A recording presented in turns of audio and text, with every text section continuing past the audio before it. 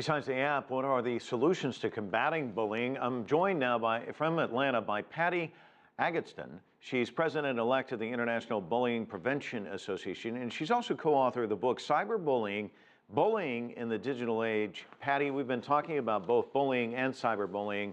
Has cyberbullying made things much worse? It seems to be more common in some respects than traditional bullying. And the other thing is it's 24/7. You can't get away from it. If you're a kid, you may be bullied at school, you come home, it's right there on your computer as well.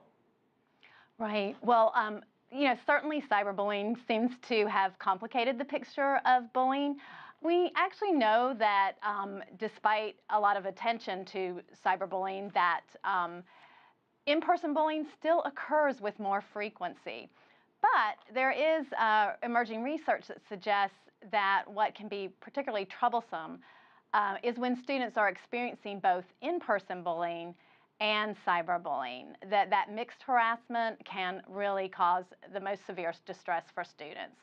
And frequently that's what's happening when kids are being cyberbullied. They're also experiencing in-person bullying. So we need to address all aspects of the bullying that kids are experiencing. Can you tell us kind of from specifics, when it comes to cyberbullying, what are some of the things that you're starting to hear that are said or sent as a result of cyberbullying? Sorry, can you repeat the question? What are the things that we're what sorts of things are said or sent via cyberbullying?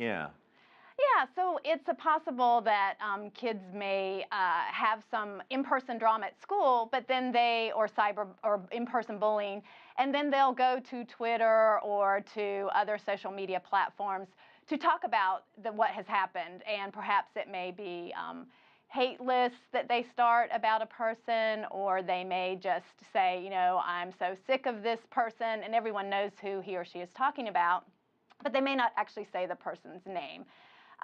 So sometimes it's inappropriate images that are shared and passed around. But so there's a lot of different ways that cyberbullying can occur.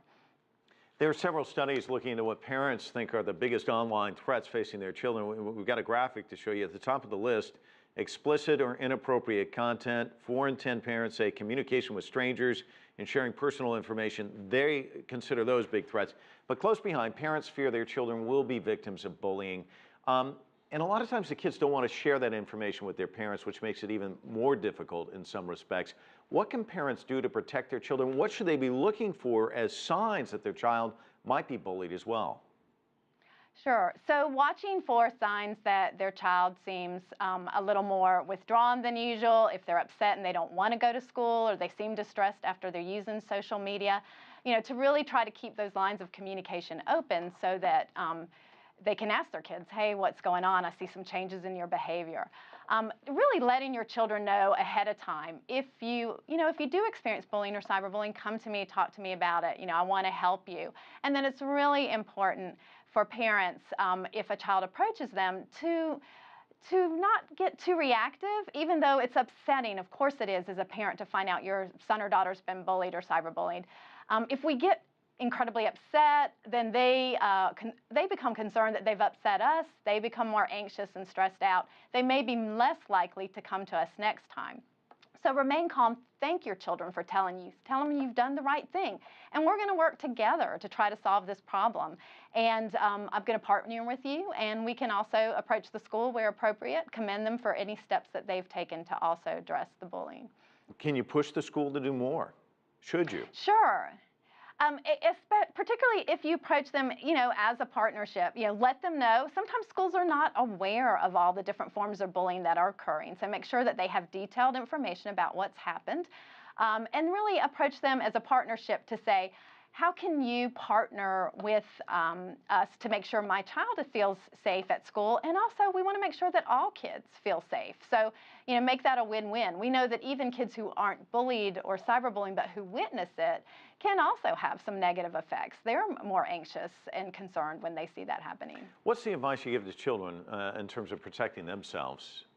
Yeah, that's a great question. And in fact, what we know is that kids who are empathetic and are able to appreciate differences and have take other people's perspectives, they're less likely to engage in bullying. But having those, also having kids be familiar with what they can do if they are targeted, having a circle of support, who they can go to for help, can help.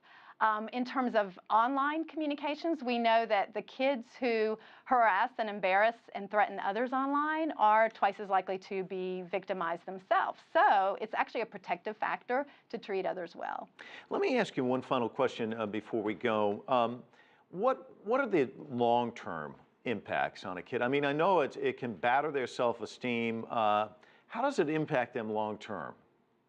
Well, we actually know that there's some research that indicates that there are long-term both physical and mental health problems from for being bullied or cyberbullied. And so that's been a big concern. And actually, we have a researcher presenting on her findings around that at our International Bullying Prevention Conference that's going to take place November 8th through 10th in Denver, Colorado. And so we really, Tracy Valancourt is going to be presenting her research, and we really encourage parents, community members, educators, join our organization. We have webinars and information where they can learn a lot more about the effects of bullying and what they can do to help. Well, Patti, it's certainly a very important topic, and a lot of parents obviously very concerned about it. Thanks so much for joining us.